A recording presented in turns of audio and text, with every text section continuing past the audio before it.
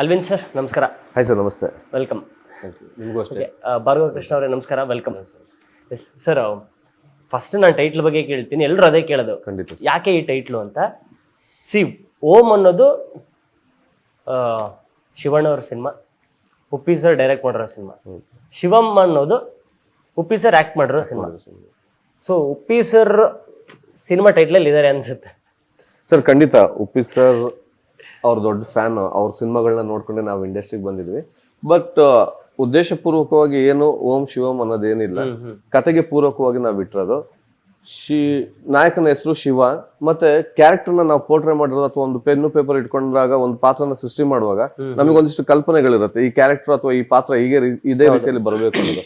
ನನ್ನ ಉದ್ದೇಶ ಏನಾಯ್ತು, ಶಿವನ್ ತಾಳ್ಮೆ ಮತ್ತೆ ಆ ಅಗ್ರೆಸಿವ್ನೆಸ್ ಮತ್ತೆ ಆ ಶಿವನ ಪೂರ್ತಿ ಚಿತ್ತಾರ ಏನಿದೆಯಲ್ಲ ಅದು ಈ ಪಾತ್ರದಲ್ಲಿ ಇರಬೇಕು ಅನ್ನೋದು ಒಂದು ಥಿಂಕ್ ಇತ್ತು. ಹಾಗಾಗಿ ಅದು ಶಿವ ಓಂ ಶಿವಮ್ ಆಯ್ತು. ಅಂಡ್ ಇನ್ನೊಂದು ಕಾಕತಾಳೆ ಏನಂದ್ರೆ, ಈ ಶಿವಮ್ಗೆ ಪೂರಕವಾಗಿ ನಮ್ಮ ನಿರ್ಮಾಪಕರು ನಿಂತ್ಕೊಂಡು, ಇಲ್ಲ ಸರ್ ಶಿವಮ್ ಅಂತ ಹೇಳೋಣ, ಅದಕ್ಕೆ ತಕ್ಕಂಗೆ ಒಂದು ಸಾಂಗ್ ಮಾಡೋಣ ಅಂತ ಅವ್ರು ಪ್ಲಾನ್ ಕೊಟ್ರು. ಇಂಟ್ರೊಡಕ್ಷನ್ ಸಾಂಗ್ ಚೆನ್ನಾಗಿರತ್ತೆ ಅಂತ. ನಾವು ಚೇಂಬರ್ ಅಲ್ಲಿ ಹೋಗಿ ಕೇಳಿದಾಗ ಸ್ವಲ್ಪ ಅಬ್ಜೆಕ್ಷನ್ ಆಯ್ತು, ಶಿವಮ್ ಓಂ ಶಿವಮ್ ಕೊಡಕ್ ಸಮಸ್ಯೆ ಆಗತ್ತೆ, ಸಿಂಬಲ್ ಚೇಂಜ್ ಮಾಡೋಕು, ಓಂ ಸಿಂಬಲ್ ಕೊಡಲ್ಲ ಅಂತ. ನಾವು ಹಾಗಾಗಿ ಈ ತರ ಒಂದಿಷ್ಟು ಪ್ಲಾನ್ ಮಾಡ್ಕೊಂಡು ಓಂ ಶಿವಮ್ ಅಂತ ಹಿಂಗ್ ಇಟ್ಕೊಂಡ್ವಿ. ಸೊ ಇದ್ರ ಬಗ್ಗೆ ತುಂಬಾ ಚರ್ಚೆ ಆಗಿದೆ. ಖಂಡಿತ ಚೇಂಬರ್ ತನಕ ಡಿಸ್ಕಷನ್ ಆಗಿ ಅಲ್ಲಿ ಟೈಟ್ಲ್ ಕೊಡ್ಬೇಕಾ ಕೊಡಬಾರ್ದಾ, ಯಾಕಂದ್ರೆ ದೊಡ್ಡ ಮನೆ ಹೆಸರಲ್ಲಿರೋ ಅಂತದ್ದು ಶಿವಣ್ಣ ಮಾಡಿರೋಂಥ super duper all time super hit cinema. ಇವತ್ತು ರಿಲೀಸ್ ಮಾಡಿದ್ರು ಅದು ಮತ್ತೆ 100 days 50 days ಹೋಗಂತ ಸಿನಿಮಾ. ಹಾಗಾಗಿ ಅವ್ರ ಬ್ಯಾನರ್ ಅಲ್ಲಿ ಇರೋದ್ರಿಂದ ಅದನ್ನ ಸ್ವಲ್ಪ ಯೋಚನೆ ಮಾಡಿ ಅಲ್ಲಿ ಚೇಂಬರ್ ಅಲ್ಲೂ ಡಿಸೈಡ್ ಮಾಡಿ ಕೊಟ್ರು ನಮ್ಗೆ. ಅದು ಪ್ರೊಸೀಜರ್ ಆಯ್ತು. ಪ್ರೊಸೀಜರ್ ಆದ್ಮೇಲೆ ಟೈಮ್ ತಗೊಂಡು ಆ ಸಿಂಬಲ್ ಹಾಕ್ಬಾರ್ದು, ನೀವು ನಾರ್ಮಲ್ ಆಗಿ ಓಂ ಅಂತ ಹಿಂಗ್ ಬರಿಬೇಕು ಅಂತ ಹೇಳಿ ಕೊಟ್ರು ಟೈಟ್ಲ್. ಓಕೆ, ಭಾರ್ಗವ ಅವರೇ, ನಿಮ್ಮ ಮೊದಲ ಸಿನಿಮಾ ಅಂದರೆ ಒಂದಿಷ್ಟು ತಯಾರಿ ನಂತರ ಸಿನಿಮಾ ಶೂಟಿಂಗ್, ಪ್ರೀ ಪ್ರೊಡಕ್ಷನ್, ಈಗ ಪೋಸ್ಟ್ ಪ್ರೊಡಕ್ಷನಿಗೆ ಬಂದಿದೆ, ಸಿನಿಮಾ ರಿಲೀಸ್ ಹಂತಕ್ಕೆ ಬಂದಿದೆ.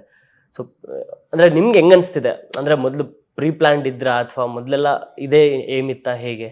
ಇಲ್ಲ ಸರ್, ಏಮಂತ ಏನಿರಲಿಲ್ಲ. ಒಟ್ಟಿನಲ್ಲಿ ಒಂದು ಸ್ಕ್ರೀನ್ ಮೇಲೆ ಕಾಣಿಸ್ಬೇಕಂತ ತುಂಬ ಆಸೆ ಇತ್ತು. ಆದರೆ ಅದಕ್ಕೆ ಭಯನೂ ಇತ್ತು.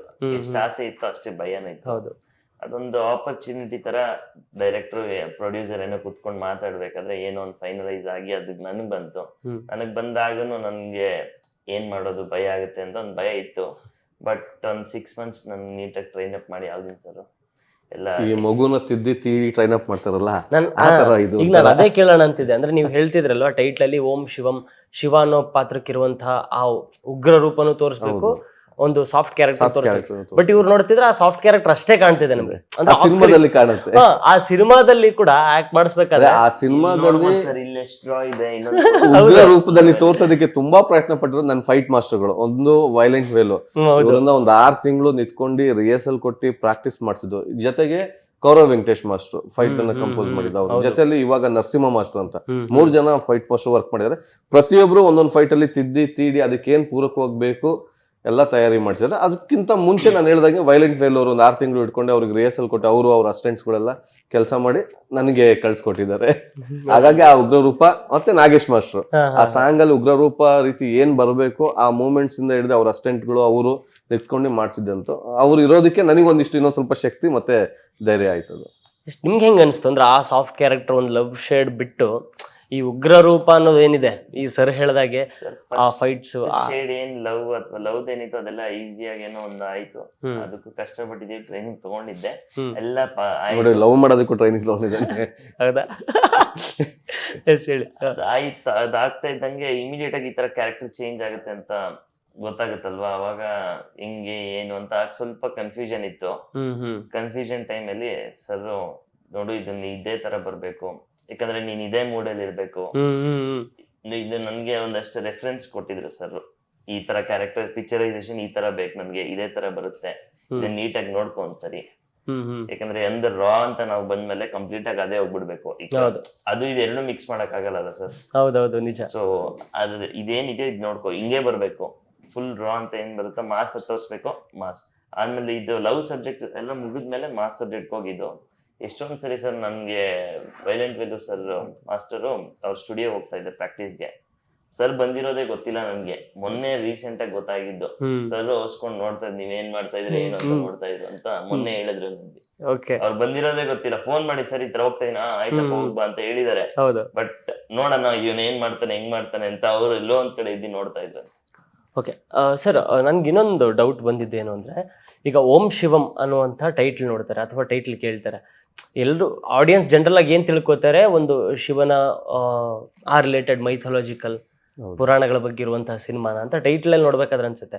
ಬಟ್ ಆ ಸಿನಿಮಾಗೂ ಈ ಸಿನಿಮಾಗೂ ಅಂದ್ರೆ ಅಜಗಜಾಂತರ ವ್ಯತ್ಯಾಸ ಇದೆ. ಅಂದ್ರೆ ಆ ಟೈಟ್ಲ್ನ ಜನ ಥಿಂಕ್ ಮಾಡೋದಕ್ಕೂ ಅಥವಾ ಇಲ್ಲಿ ರಿಯಾಲಿಟಿನಲ್ಲಿರುವಂಥ ಸಿನಿಮಾಗೂ ನೀವು ಯಾವಾಗಾದ್ರೂ ಥಿಂಕ್ ಮಾಡಿದ್ರಾ? ಅಂದ್ರೆ ಇನ್ನೂ ಒಂದೆರಡು ಸಲ ಏನೋ ಥಿಂಕ್ ಮಾಡಿ ಅಥವಾ ತುಂಬಾ ಕಾನ್ಶಿಯಸ್ ಆಗಿ ತಗೊಂಡಿರೋ ಡಿಸಿಷನ್ ಈ ಓಂ ಶಿವಂ ಅನ್ನೋದು ಟೈಟ್ಲ್? ಸರ್ ಇಲ್ಲ, ನಾವು ಇದನ್ನ ನಾನು ಕಾಲೇಜ್ ಡೇಸ್ ಅಲ್ಲಿ ಇದ್ದಾಗಲೇ ಆನ್ಲೈನ್ ಮಾಡ್ಕೊಂಡಿದ್ದು.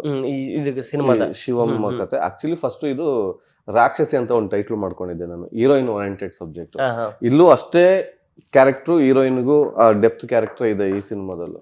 ತದನಂತರದಲ್ಲಿ ಈ ಲಾಕ್ಡೌನ್ ಟೈಮಲ್ಲಿ ನಾನು ನಮ್ಮ ಮಳವಳ್ಳಿ ಸಾಯಿ ಕೃಷ್ಣ ಅವರೆಲ್ಲ ಕೂತ್ಕೊಂಡು ಡಿಸ್ಕಷನ್ ಮಾಡುವಾಗ ಅವಾಗ ಅವರು ಇಲ್ಲ ಈ ಕತೆ ವರ್ಕೌಟ್ ಆಗುತ್ತೆ ಅಲ್ವೇನು, ಚೆನ್ನಾಗಿದೆ ಮಾಡೋಣ ಅಂತ ಹೇಳಿದಾಗ ಅವರು ಒಂದಿಷ್ಟು ಡೈಲಾಗಿಗೆ ಸಿಂಪ್ಲಿಗೆ ಕೂತ್ಕೊಂಡು ಸಪೋರ್ಟ್ ಮಾಡಿದ್ದು ಮಳವಳ್ಳಿ ಸಾಯಿ ಕೃಷ್ಣ ಅವರು. ಡೈಲಾಗು ಆಕ್ಚುಲಿ ಮಳವಳ್ಳಿ ಸಾಯಿ ಕೃಷ್ಣ ಅವರೇ ಬರ್ದಿರೋಂಥದ್ದು.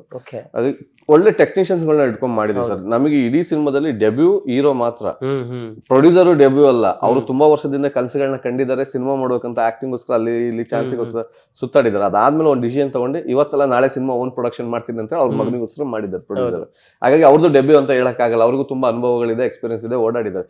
ಹೀರೋಗ್ ಮಾತ್ರ ಡೆಬ್ಯೂ. ಇದ್ರ ಹಿಂದೆ ಕೆಲಸ ಮಾಡಿರುವಂತ ಟೆಕ್ನಿಕಲಿ ಡಿಪಾರ್ಟ್ಮೆಂಟ್ ಎಲ್ಲ ಸ್ಟ್ರಾಂಗ್ ಇದೆ, ಎಲ್ಲ ಸ್ಟ್ರಾಂಗ್. ಇವಾಗ ನಾನು ಹೇಳಿದಾಗ ನಾಗೇಶ್ ವಿ ಅವರು ಜೋಗಿ ಜೋಗಯ್ಯ, ಇವಾಗ KD ಈ ಸಾಂಗ್ ಎಲ್ಲ ಕೊರಿಯೋಗ್ರಾಫ್ ಮಾಡಿದವರು. ಇಡೀ ಸಿನಿಮಾದಲ್ಲಿ ಅವರು ಜೊತೆಲಿ ಇದ್ರು, ನಮ್ಗೆ ಒನ್ ಆಫ್ ದ ಪಾರ್ಟ್ ಇದ್ದಂಗೆ ಅವರು ಇಡೀ ಸಿನಿಮಾದಲ್ಲಿ ಸ್ನೇಹಿತರು. ಜೊತೆಲಿ ಫೈಟ್ ಮಾಸ್ಟರ್ಗಳು ನೀವು ಹೇಳೋದೇ ಬೇರೆ, ವೆಂಕಟೇಶ್, ವೈಲೆಂಟ್ ಫೈಲು, ಅವ್ರು ನರಸಿಂಹ KD ಯಲ್ಲೂ ಒಂದು ಫೈಟ್ ಮಾಡಿದ್ದಾರೆ. ತುಂಬಾ ಸಿನಿಮಾಗಳನ್ನ ಮಾಡ್ತಾ ಇದ್ದಾರೆ ಅವರು.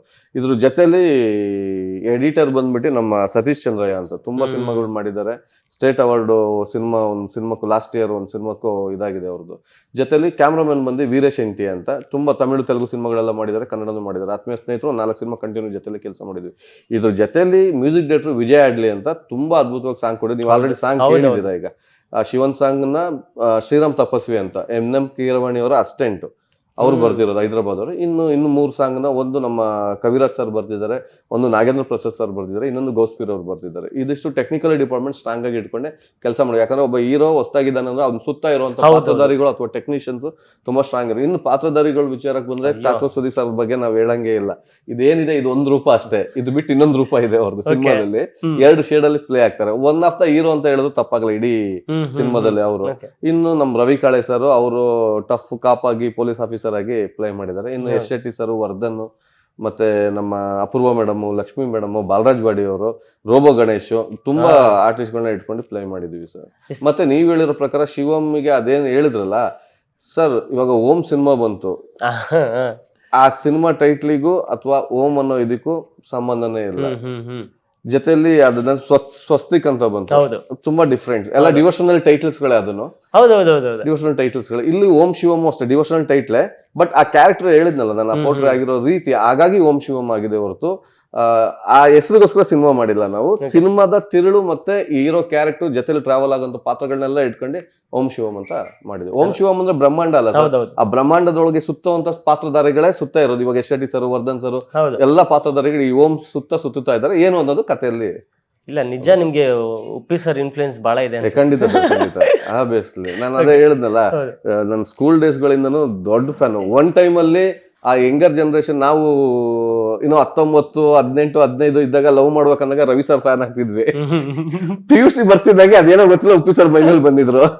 ಆಬ್ವಿಯಸ್ಲಿ ಇಬ್ರು ದೊಡ್ಡ ಇನ್ಸ್ಪಿರೇಷನ್ ನಮಗೆ. ಅದೇ ಅವರೇ ಖಂಡಿತ. ಓಕೆ, ಅವ್ರು ಹೇಳ್ತಾ ಇದ್ರು ಅಂದ್ರೆ ಹೀರೋ ಮಾತ್ರ ಡೆಬ್ಯೂಟೆಂಟ್, ಇನ್ನು ಮಿಕ್ಕಿದ್ದ ತಾರಾಗಣ ಆಗಿರ್ಬೋದು ಅಥವಾ ಟೆಕ್ನಿಕಲ್ ಟೀಮ್ ಆಗಿರ್ಬೋದು ತುಂಬಾ ಸ್ಟ್ರಾಂಗ್ ಆಗಿದೆ ಅಂತ.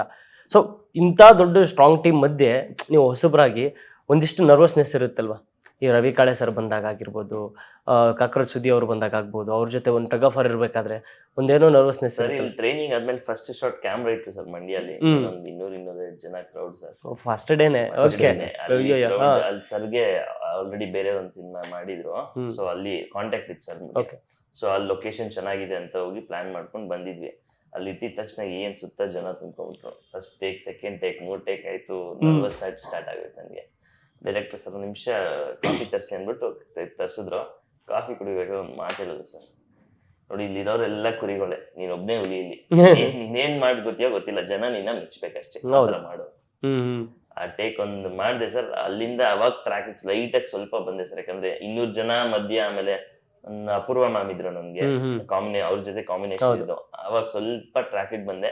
ಬರ್ತಾ ಬರ್ತಾ ಬರ್ತಾ ಆಮೇಲೆ ನಂಗೆ ಸರಿ ಹೋದೆ ಸರ್. ಬಟ್ ನಿಮ್ಗೆ ಯಾವ್ದು ಈಸಿ ಅನಿಸ್ತಾ? ಅಂದ್ರೆ ಜನರಲ್ ಆಗಿ ಅಂತಾರಲ್ವಾ, ಈ ಫೈಟ್ ಸೀಕ್ವೆನ್ಸ್ ಈಸಿ, ಸ್ವಲ್ಪ ಈ ರೊಮ್ಯಾಂಟಿಕ್ ಸಾಂಗ್ಸ್ ಇದೆಲ್ಲ ಕಷ್ಟ, ಹಂಗೆ ಹೆಂಗೆ ಸರ್ ತುಂಬಾ ರೊಮ್ಯಾಂಟಿಕ್ ಚೆನ್ನಾಗಿ ಮಾಡಿದ್ದಾರೆ ಹೀರೋ ಹೀರೋಯಿನ್ ಪೋರ್ಷನ್. ನಾನು ಅವಾಗ್ಲೂ ಒಂದು ಸಾಂಗ್ ಬಿಟ್ಟು ತೋರಿಸ್ತೀನಿ, ಹೌದು ಹೌದು ಹೌದು ಅವೆಲ್ಲ ನೋಡಿ ತುಂಬಾ ಈಸಿಯಾಗಿ ಮಾಡಿದ್ದಾರೆ. ಹೌದೌದು, ತುಂಬಾ ಚೆನ್ನಾಗಿ ಬಂದಿದೆ ಅಲ್ಲ. ಬಂದಿದೆ ಮಾಡಿಸಿದೆ ಇಲ್ಲ ಟ್ರೇಲರ್ ಅಲ್ಲಿ ಬಿಡ್ತಿರಲ್ವಾ, ಬಿಟ್ಟೆಲ್ಲ ಇರುತ್ತೆ. ಇರುತ್ತೆ So ಅದೇ ಈಗ ನನ್ ನಿಮ್ಗೆ ತೋರಿಸಿದ್ದೆ ಈಗ. ಅದು ಆಕ್ಚುಲಿ ಇವಾಗ 15th ಇಂದ ಕೂಲಿ ಸಿನಿಮಾ ರಿಲೀಸ್ ಆಗ್ತಾ ಇದೆ, ಆ ಸಿನಿಮಾ ಜೊತೆಗೆ ನಮ್ದು ಟ್ರೈಲರ್ ಹೋಗುತ್ತೆ. ಹಾಗಾಗಿ ಅದು 90 minutes ಮಾಡಿರಂತ. ಅದ್ ಬಿಟ್ಟು 2 ನಿಮಿಷದ ಒಂದು ಟ್ರೈಲರ್ ಇದೆ, ದೊಡ್ಡ ಟ್ರೈಲರ್.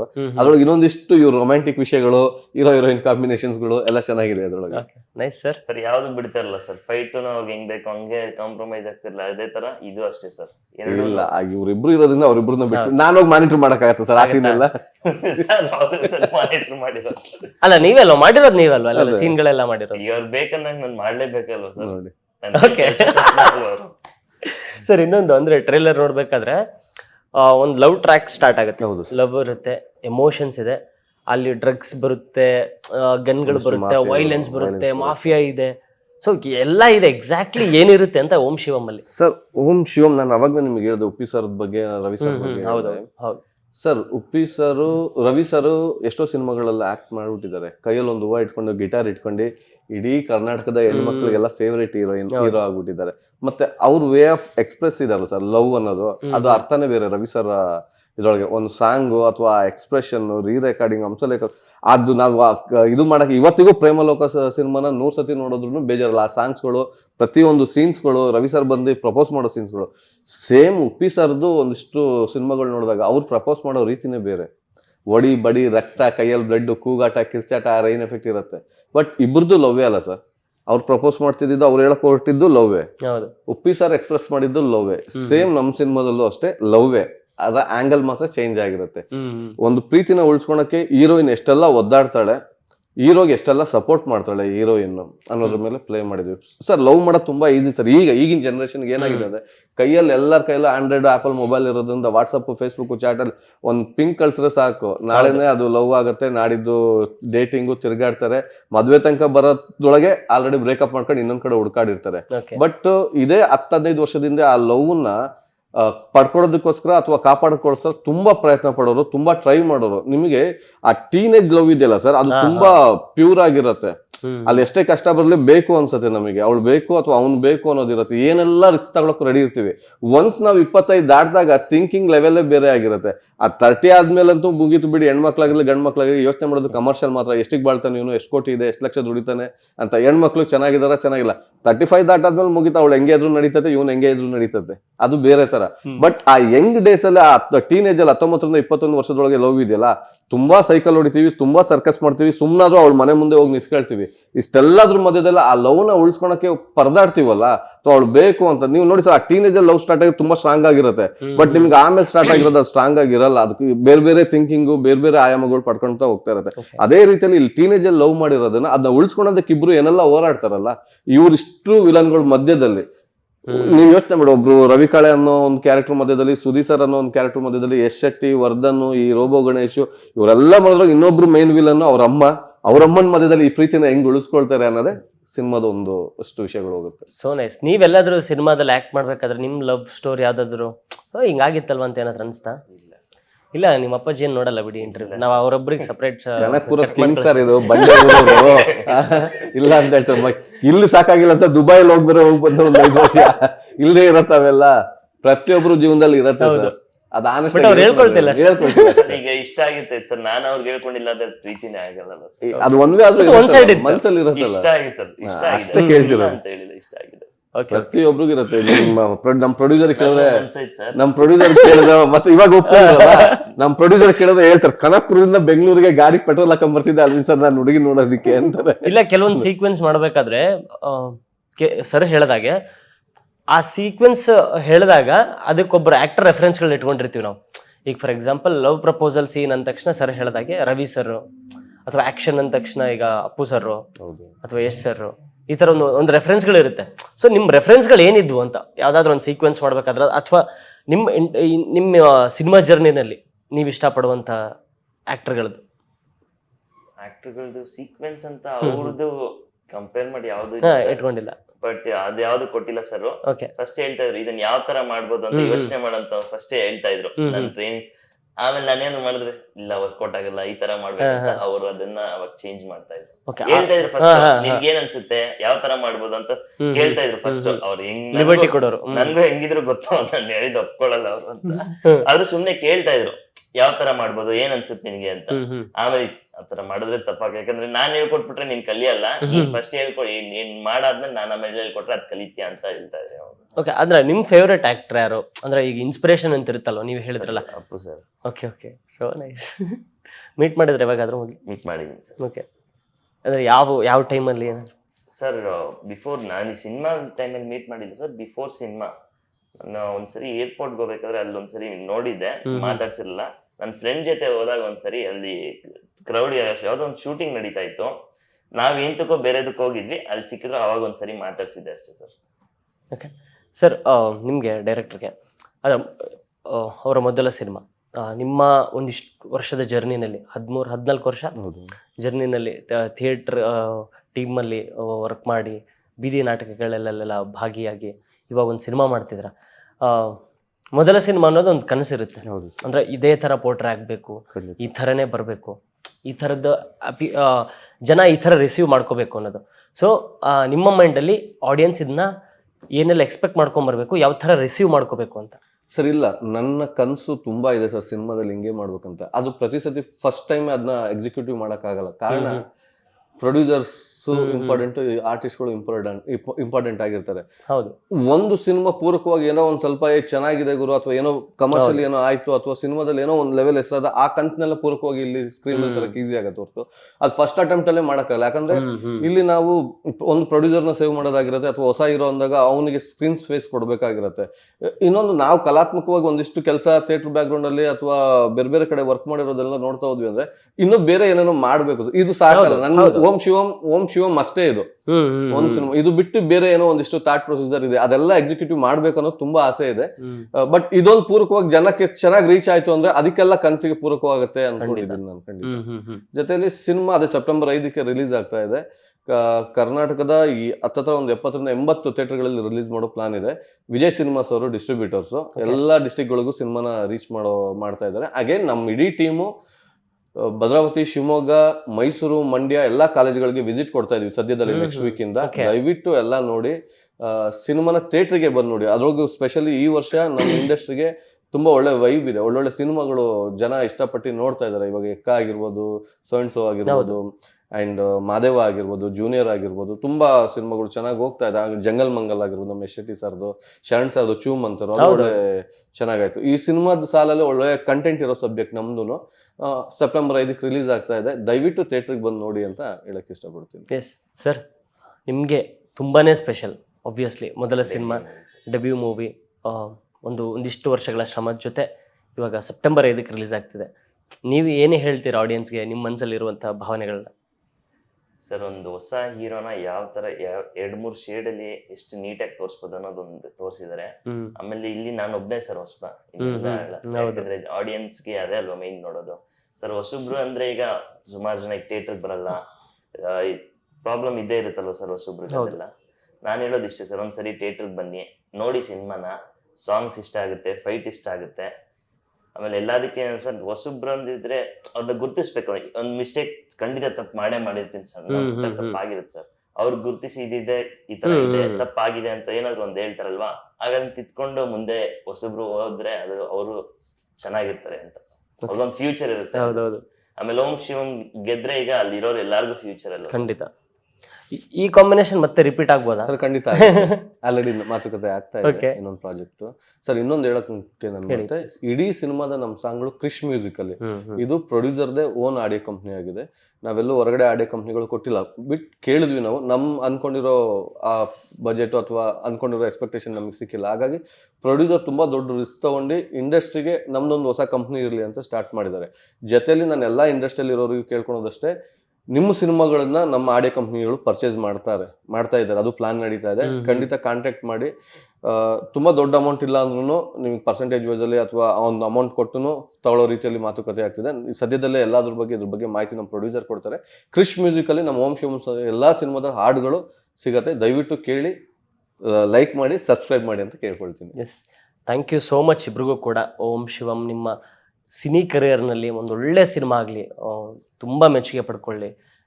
ಈ ಸಿನಿಮಾದ ಈ ಕಾಂಬಿನೇಷನ್ ಮತ್ತೆ ಮತ್ತೆ ಬರಲಿ, ಮತ್ತು ನಿಮ್ಮ ಪರ್ಸನಲ್ ಲೈಫ್ ಜೊತೆ ಕರಿಯರ್ ಕೂಡ ತುಂಬ ದೊಡ್ಡ ಮಟ್ಟಕ್ಕೆ ಬೆಳೀಲಿ ಅಂತ ಕೇಳ್ಕೊತೀವಿ. ಆಲ್ ದಿ ವೆರಿ ಬೆಸ್ಟ್ ಇಡೀ ತಂಡಕ್ಕೆ, ನಿಮ್ಮಿಬ್ರಿಗೂ. Thank you sir, thank you so much.